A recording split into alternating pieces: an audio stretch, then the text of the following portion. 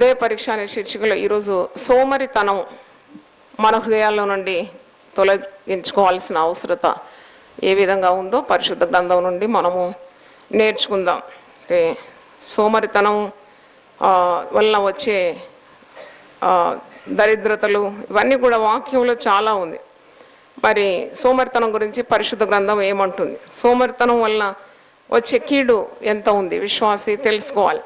దేవుడు మనకు సర్వ శరీరానికి ఆరోగ్యం ఇచ్చి అవయాలు ఇచ్చి మరి కావలసిన వనరులు అన్నీ అనుగ్రహించి మనము సోమరులుగా ఉండడం మరి అది ఏమాత్రం దేవునికి ఇష్టం లేదని, పాపాల్లో అది కూడా ఒక ప్రధానమైన పాపం అని, సోమరితనం ద్వారా దేవుడు అనుగ్రహించే ఆశీర్వాదాలన్నీ పోగొట్టుకుంటామని, దరిద్రత నీకు సంభవిస్తుందని వాక్యము మనకు బోధిస్తుంది. తలాంతులు పంచి ఇచ్చి ఒక యజమానుడు దూరదేశానికి వెళ్తాడు. పనివారు ఆ తలాంతులు తీసుకుంటారు. 5 తలాంతులు, 2 తలాంతులు, 1 తలాంతు. వీరు దీని ద్వారా ఈ తలాంతులను ఉపయోగించుకోవాలని యజమానుని చిత్తం. యజమానుడు తన పర్యటన మరి ముగించుకొని తిరిగి వచ్చి తలాంతుల లెక్క అడిగినప్పుడు మరి ఒక్కొక్కరు తాము ఎంతగా శ్రమించినారో ఆ తలాంతులతో వారు లెక్క అప్పగిస్తారు కదా. 5 తలాంతులు గలవాడు ఏం చేస్తాడు, మరి 5ను సంపాదించుకుంటాడు. 2 గలవాడు ఏం చేస్తాడు, మరి 2ను సంపాదించుకుంటాడు. 1 తలాంతు గలవాడు దాంతో ఏ పని చేయకుండా దాన్ని ఏం చేస్తాడు, భూమి కింద పాతి పెడతాడు. పాతి పెట్టినప్పుడు యజమానుడు శ్రమించిన 2 దాసులను మరి ప్రశంసిస్తున్నాడు. భలా నమ్మకమైన మంచి దాసుడా, నీవు ఈ కొద్దిలో నమ్మకంగా ఉన్నావు కాబట్టి 10 పట్టణాల మీద నీకు నేను అధికారాన్ని ఇస్తాను.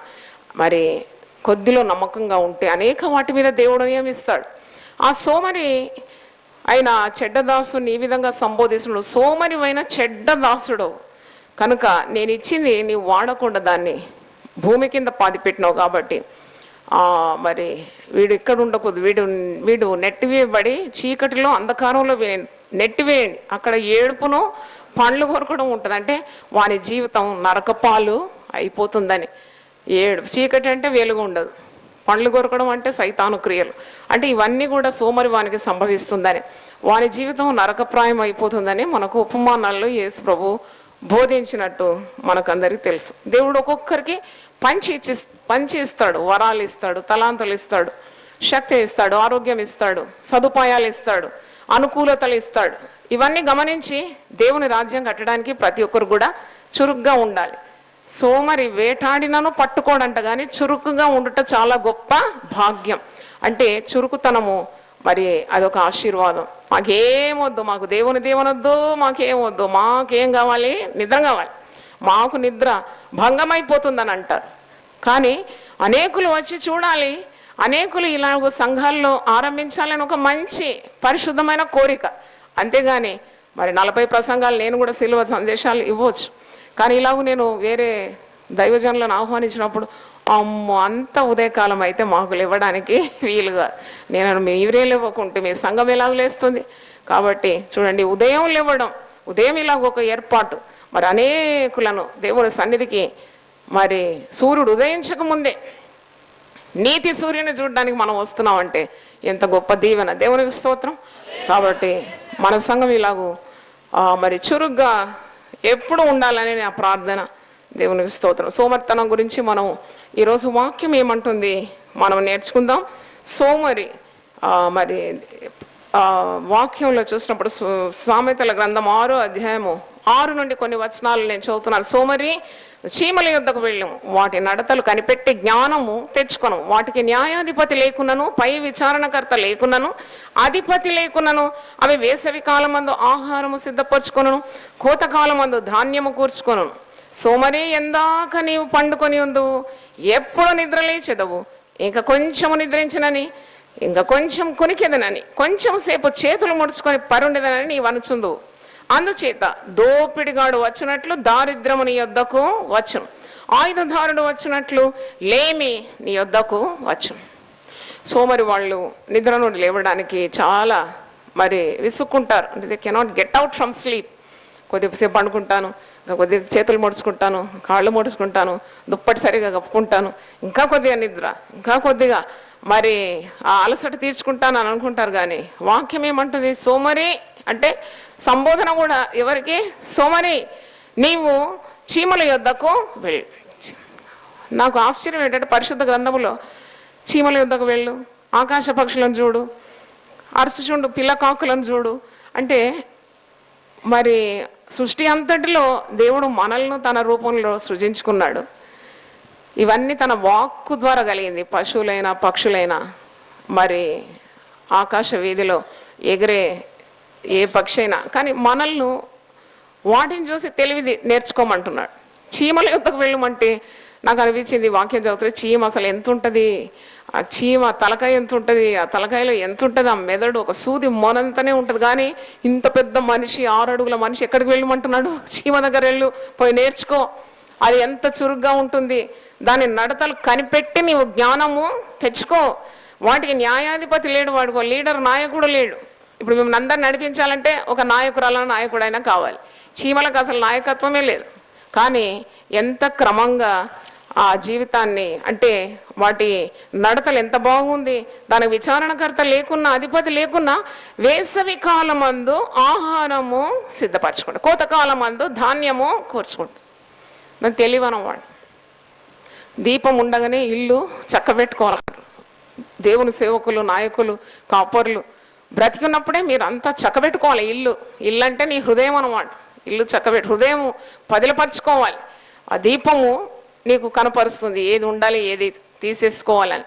అలాగూ అంటే నువ్వు వాక్యాన్ని కూడా నీ హృదయంలో సంగ్రహించుకోవాలి. నువ్వు సోమరిగా ఉండకూడదు, చురుగ్గా ఉండాలి.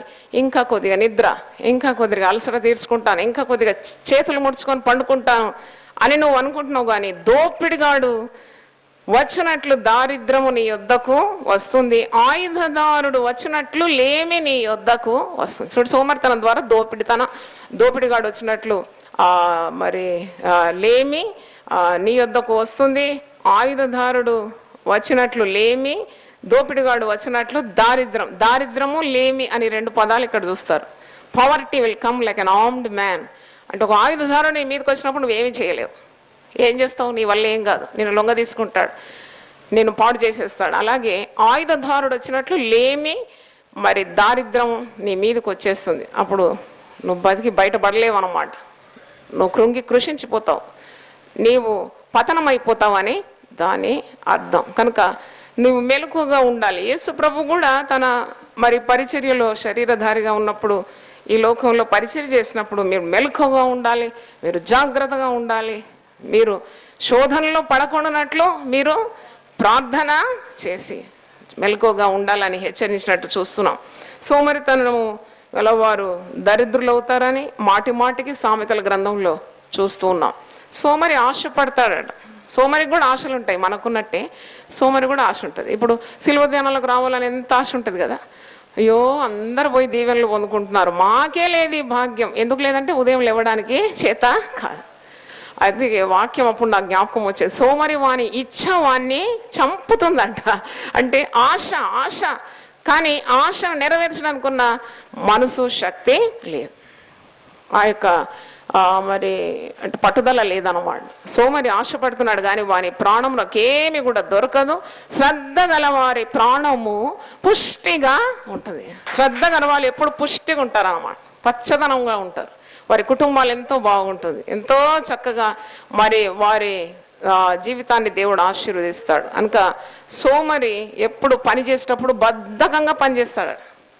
బద్ధకంగా పనిచేసేవాడు దరిద్రుడవుతాడని, శ్రద్ధ గలవాడు ఐశ్వర్యవంతుడని సామెతలు 10:4 ఉంది. బద్ధకముగా పనిచేయవాడు దరిద్రుడవుతాడు, శ్రద్ధ గలవాడు ఐశ్వర్యవంతుడు. సామెతలు 10:4. నేను రెఫరెన్స్ చెప్తే రాసుకోండి. సోమరి ఆశపడును కానీ వాని ప్రాణమునకు ఏమీ దొరకదు, శ్రద్ధ గల వారి ప్రాణం పుష్టిగా ఉంటుంది. సామెతలు 13:4. తర్వాత సామెతలు 10:5 కూడా వేసవి కాలమున కూర్చువాడు బుద్ధిగల కుమారుడు, కోతకాలమందు నిద్రించేవాడు సిగ్గుపరచు కుమారుడు. సోమరి విత్తడు కదా, విత్తితే కదా పంట వచ్చేది. సోమరి విత్తడానికే వానికి బద్ధకంగా ఉంటే కోతకాలమున వారి చేతికి ఏది కూడా రాదు. కనుక శ్రద్ధ గలవాడే ఐశ్వర్యవంతుడుగా ఉంటాడు.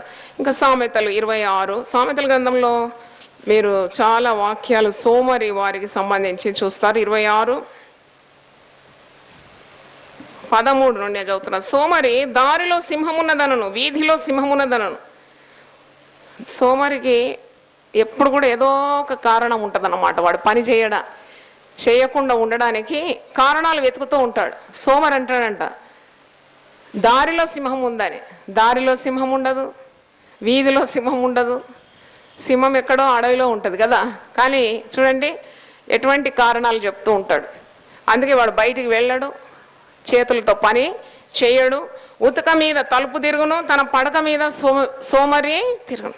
తలుపు ఎట్లయితే ఉతక మీద తిరుగుతుంది అటు ఇటు, వాడు పడక మీద అలా తిరుగుతాడు. సోమరి పాత్రలో చెయ్యి ముంచును, నోటి వద్దకు దాన్ని తిరిగి ఎత్తుట కష్టమగు.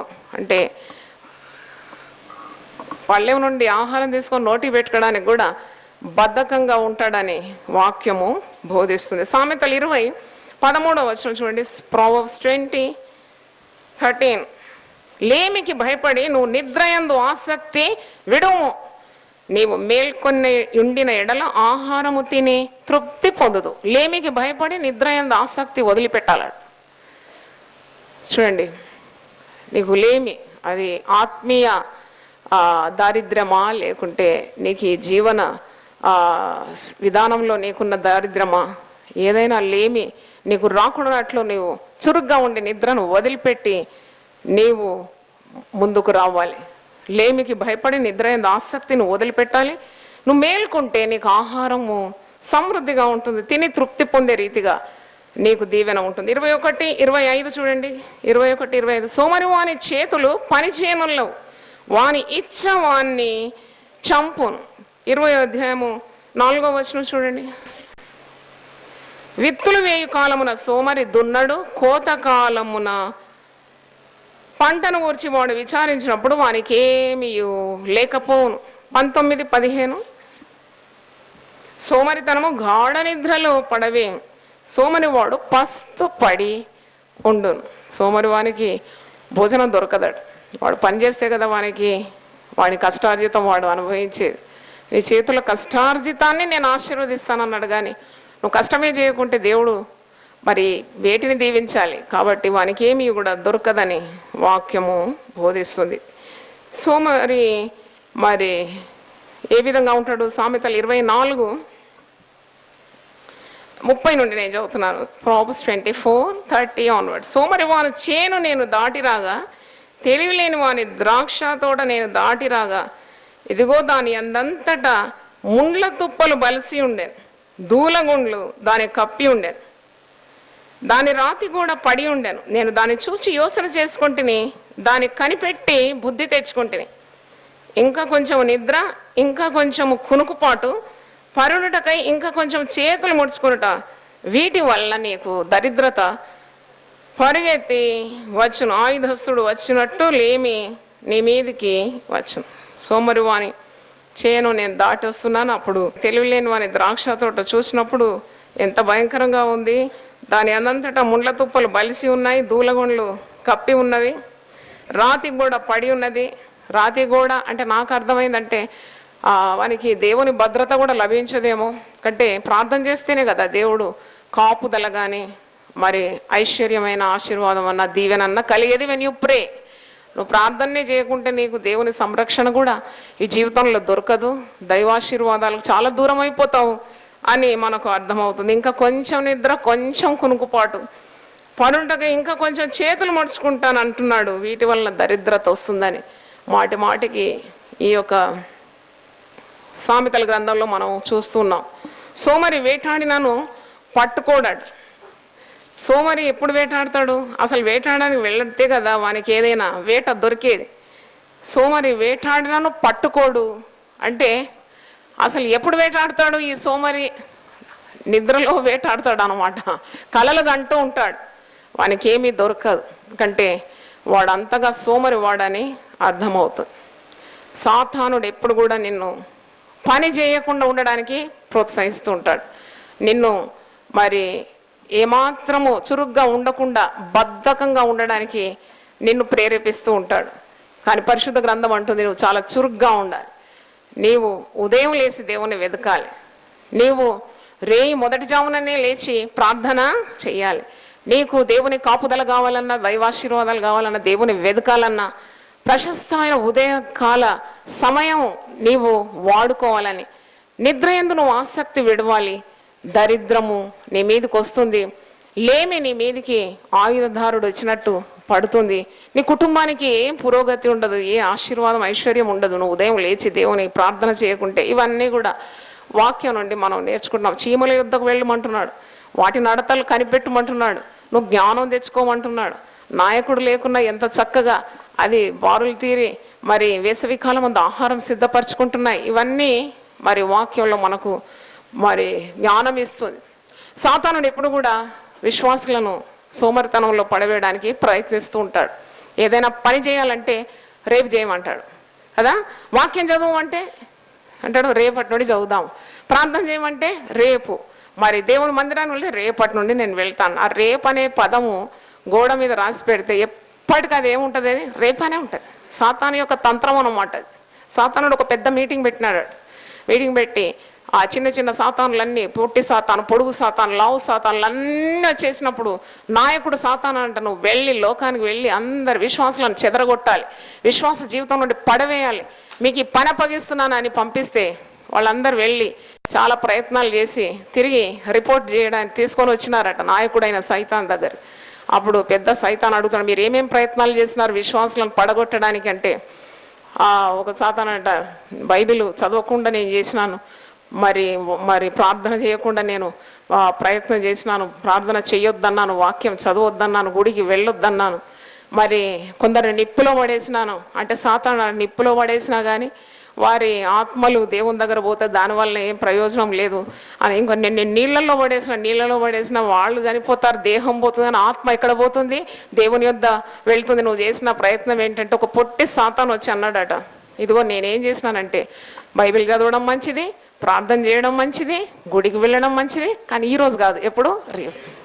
వాడే గెలిచినాడంట, వానికే బహుమతి కలిగింది. ఎందుకంటే రేపు అనే పదము అంత మరి భయంకరమైంది, అది నీ జీవితాన్ని పాడు చేసేస్తుంది. రేపు చేయాల్సిన పని ఈరోజు చేయాలి, ఈరోజు చేయాల్సిన పని ఇప్పుడే చేయాలంటారు. అది that is a way to success. అంటే జీవితంలో నీవు మరి దైవాశీర్వాదాలు పొందాలి, నీ చేతుల పనులన్నీ కూడా దేవుడు దీవించాలంటే రేపు నువ్వు అనుకున్న పని ఈరోజు చేయాలి, ఈరోజు చేయాల్సిన పని ఇప్పుడే చేయాలి.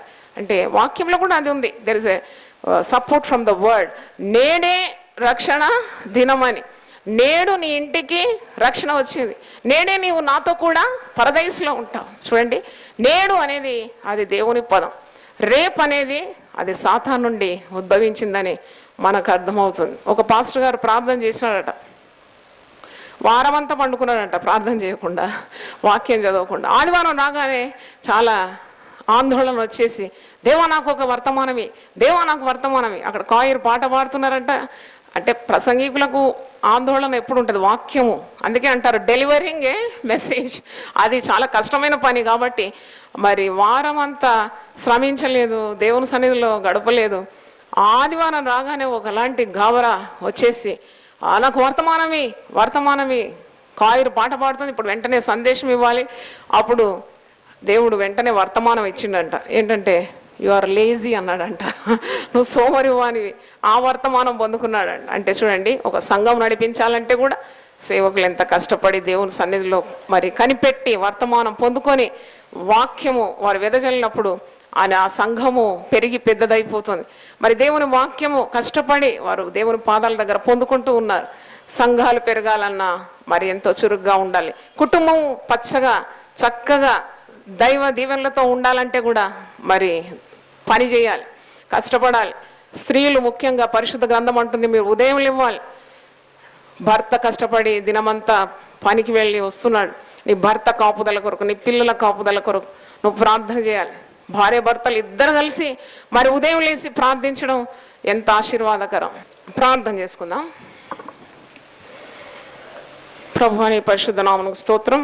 సోమరి తనం ద్వారా ఇంటి కప్పు కూడా దిగబడిపోతుందని, చేతులు బద్ధకం చేత ఇల్లు కురుస్తుందని ప్రసంగి గ్రంథం 10వ అధ్యాయము 18వ వచనంలో చూస్తున్నాము. అలాగే సోమరి వాడు వెట్టి పనులు చేయవలసి వస్తుందని వాక్యము సెలవిస్తుంది.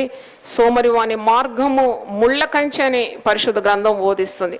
సోమరి నువ్వు చీమ యొద్దకు వెళ్ళమని వాటి నడతలను కనిపెట్టి జ్ఞానం తెచ్చుకోమని వాక్యము మాకు బోధిస్తుంది.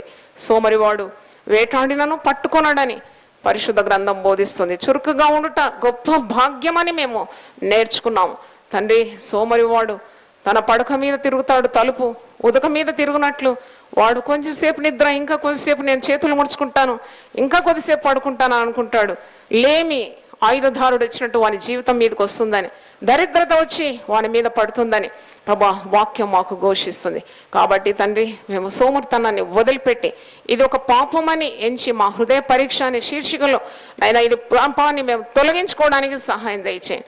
చురుకుగా ఉండుట గొప్ప భాగ్యమని, బలత్కారులే పరలోక రాజ్యాన్ని కూడా పట్టుకుంటారని వాక్యము బోధిస్తుంది. కాబట్టి అయినా సోమరితనాన్ని వదిలిపెట్టడానికి సహాయం దయచేయండి. రేపు అనే పదం మా యొక్క జీవితం నుండి తొలగించి నేనే ఇది యెహోవా ఏర్పాటు చేసిన దినమని, మాకు ఇచ్చిన సమయం కానీ, వనరులు కానీ, ఆరోగ్యం కానీ మేము చక్కగా వాడుకోవడానికి మాకు సకల ఆశీర్వాదాలు మీరు దయచేయమని ప్రార్థిస్తున్నాను. చాలామంది పని చేయకుండా ఆహారము మరి భుజిస్తూ ఉన్నారు. అట్టి వారితో మీరు మాట్లాడండి. కష్టపడి పని చేసి ఆహారం సంపాదించుకోవాలి. ఒకరి కష్టార్జితం మీద వారు ఆధారపడకుండా దేవుడు ఇచ్చిన అవయవాలు చక్కగా వాడుకోవడానికి సహాయం దయచేయండి. నేను సేవా పరిచర్యలు అప్పగిస్తే శ్రద్ధగా పనిచేయడానికి కృప దయచేయండి. శ్రద్ధ గలవాడు ఐశ్వర్యవంతుడు అవుతాడని వాక్యం సెలవిస్తుంది. బద్ధకంగా పనిచేసేవాడు దరిద్రుడు అవుతాడని మేము నేర్చుకున్నాం. కాబట్టి తండ్రి, చేతులతో బలముగా పనిచేయడానికి కృప దయచేయండి. ఆమె తన చేతులతో బలముగా పని చేయనని తండ్రి మాదిరికరమైన ఒక స్త్రీ గురించి సామెతల గ్రంథం 31లో మేము చూస్తున్నాం. ఉదయాన్నే లేస్తుంది, తన ఇంటి వారి కొరకు భోజనం సిద్ధపరుస్తుంది, ఆమె నడికట్టును బలపరుచుకుంటుంది, ఆమె చేతులతో బలముగా పనిచేస్తుందని, ఇంటి వారందరి నడతలను కనిపెడుతుందని, ఆమె మరి కష్టజీవి అని మేము నేర్చుకుంటున్నాం. తండ్రి, నీకు స్తోత్రం. ఇలాగూ దేవుని భయం మాలో దయచేయండి. నువ్వు ఇచ్చిన ఆరోగ్యమే కానీ, నువ్వు ఇచ్చిన అవయవాలే కానీ, నువ్వు ఇచ్చిన వనరులే కానీ, నువ్వు ఇచ్చిన పరిశుద్ధాత్మ శక్తి కానీ ఏదైనా తండ్రి నీ రాజ్యం కట్టడానికి, నువ్వు మాకు అప్పగించిన ప్రతి పనిని కూడా శ్రద్ధగా చేయడానికి నైనా మరి ప్రపంచంలో వక్రజనం మధ్యలో నైనా నీ వాక్యం పట్టుకొని జ్యోతుల వల్ల మేము ప్రకాశించడానికి, అనేక ఆత్మలన్నీ సన్నిధికి నడిపించడానికి కూడా మా గృహాలేమి సంఘాలేమి చక్కగా కట్టుకోవడానికి మాకు కృపను, మాకు నీ ఐశ్వర్యాన్ని దయచేయమని, మాకు చురుకుతనము దయచేయమని యేసు పరిశుద్ధ నామములో అడిగి వేడుకుంటున్నాము తండ్రి. ఆమేన్. హల్లెలూయా.